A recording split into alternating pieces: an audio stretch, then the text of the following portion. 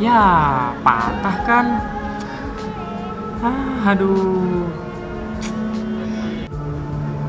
Emang itu apa yang kau pegang? Ini tuh batang karbon yang ada di dalam pensil. Tahu nggak batang karbon itu apa? Nah, ini merupakan salah satu olahan dari hidrokarbon. Nah, kamu tahu nggak apa itu hidrokarbon? Ayo sini aku ajarin apa itu hidrokarbon. Oke, sini.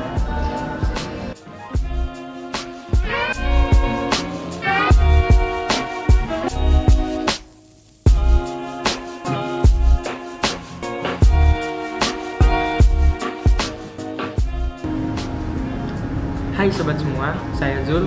Kali ini saya mau bantuin Agus nih cari tahu tentang apa itu hidrokarbon. Nah, kalau kalian semua mau tahu atau ingin lebih paham tentang hidrokarbon, ayo kita belajar bareng-bareng. Tahukah kalian, dalam kehidupan sehari-hari banyak bisa kita temui hasil olahan hidrokarbon. Contohnya, bensin yang kalian gunakan pada kendaraan kalian itu merupakan hasil dari olahan hidrokarbon. Atau pensil yang kalian gunakan untuk menulis, nah itu juga merupakan hasil olahan dari hidrokarbon. Kalau contoh skala besarnya, tahu nggak? Batu bara itu merupakan olahan hidrokarbon yang digunakan untuk pembangkit listrik. Jadi, apa sih itu hidrokarbon? Hidrokarbon adalah senyawa kimia yang terdiri dari hidro dan karbon. Hidro dilambangkan dengan H, sedangkan karbon dilambangkan dengan C. Nah, dalam tabel periodik, unsur karbon merupakan unsur golongan 4A dan memiliki nomor atom 6. Dan juga perlu kalian tahu bahwa atom karbon merupakan unsur nomor 4 terbanyak di alam semesta dan unsur nomor 2 terbanyak di dalam tubuh manusia. Yang artinya di dalam tubuh kalian semua terdapat banyak atom karbon. Nah, atom karbon sangat mudah berikatan dengan unsur lain sehingga atom karbon dapat membentuk ribuan senyawa. Itulah alasan mengapa hidrokarbon mudah ditemui dalam kehidupan sehari-hari. Atom karbon memiliki kekasannya sendiri. Ya, kekasannya itu dapat kalian lihat di sini.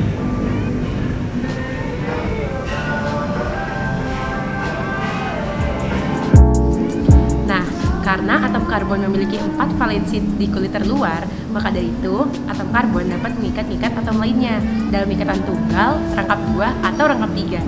Senyawa hidrokarbon sendiri dibagi menjadi 2, jadi jenuh dan tak jenuh. Nah, setelah itu apa sih jenuh dan tak jenuh itu? Senyawa hidrokarbon jenuh itu adalah alkana, yaitu yang berikatan tunggal. Rumusnya CnH2n plus 2. Maksudnya apa sih CnH2n plus 2?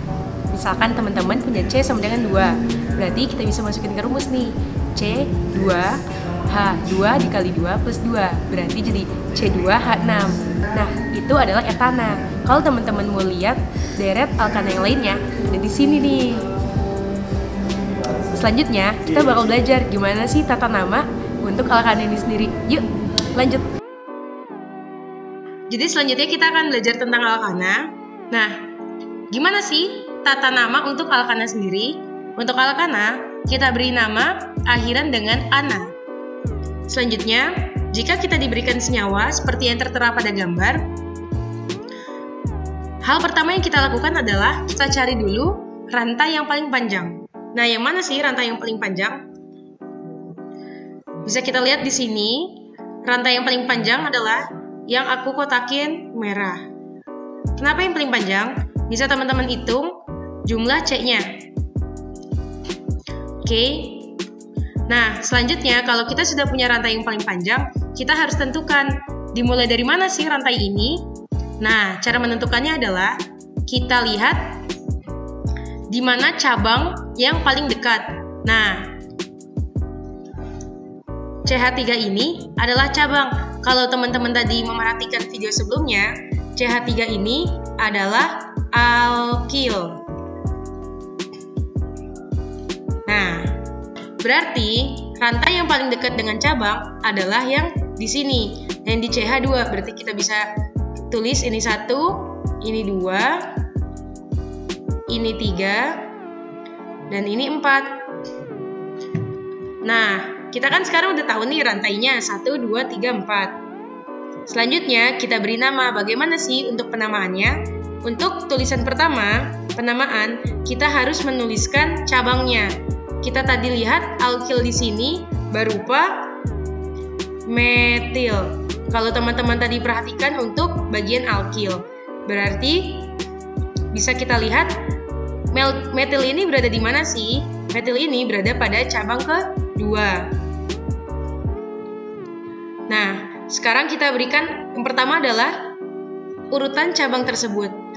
2, karena metil berada di C kedua, dan tadi nama alkilnya adalah metil, berarti 2 metil. Nah, tadi teman-teman udah belajar kan kalau alkana itu deret alkana apa saja? Untuk ini kita lihat karena ada 4 C di sini, berarti ini adalah butana. Nah, itu dia cara penamaan untuk alkana sendiri. Jadi, pertama-tama teman-teman harus melihat rantai terpanjangnya yang mana sih? Kita dapat rantai terpanjang, setelah itu kita harus lihat cabang atau alkilnya di mana sih? Kita dapat di sini. Selanjutnya, kita bisa tentukan awalan untuk rantai itu di mana, dilihat dari cabang terdekat. Dan dapat di sini. Jadi, teman-teman bisa simpulkan untuk penamaan itu, pertama kita namakan dulu cabangnya.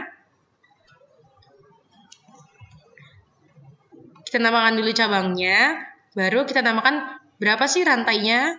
Oke, untuk alkana sekian dulu. Kita lanjut ke penamaan selanjutnya. Nah, setelah kita belajar alkana, sekarang kita belajar alkena. Apa sih alkena itu? Alkena adalah senyawa hidrokarbon tak jenuh, karena dia memiliki ikatan rangkap 2. Nah, untuk alkena sendiri ini, kita punya rumus CnH2n. Jadi kalau teman-teman punya karbon sebanyak 2, bisa kita masukin ke rumus C2H2 kali 2, berarti C2H4. Itu adalah etena. Itu salah satu contoh deret alkena. Kalau yang lain gimana? Nih, bisa lihat di sini. Selanjutnya, kita akan belajar gimana sih cara penulisan untuk alkena. Yuk, ikutin terus.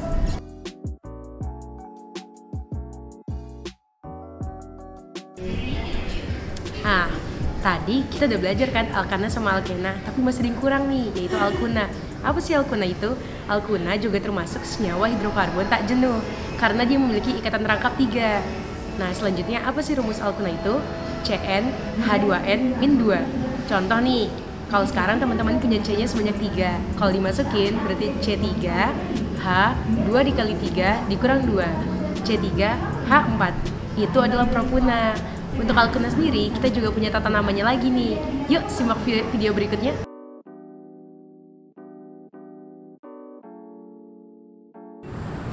Nah, tadi kan kita udah belajar nih, alkana, alkena, dan alkuna. Selanjutnya, kita akan belajar tentang isomer. Apa sih isomer itu? Isomer adalah suatu senyawa yang memiliki rumus molekul sama, tetapi strukturnya berbeda. Nah, Zul, tadi kan kamu dijelasin nih, apa sih itu hidrokarbon? Aku juga dijelasin, gimana sih penggolongan dan tata nama hidrokarbon. Selanjutnya kita jelasin apa lagi nih? Nah, ini aja. Kita jelasin apa sih manfaat dari hidrokarbon. Kan banyak banget tuh. Coba deh kita jelasin apa sih manfaatnya.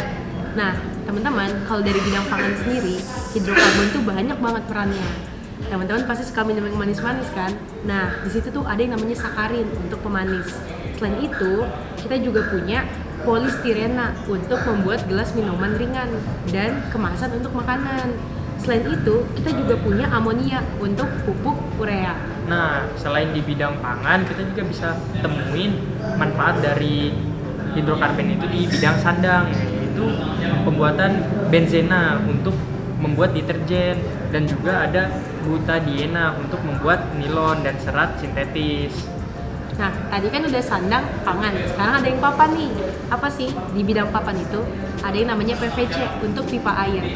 Kalau untuk kabel, biasanya biar kita nggak kesetrum, kan ada yang membaluti. Nah, itu dari PVC.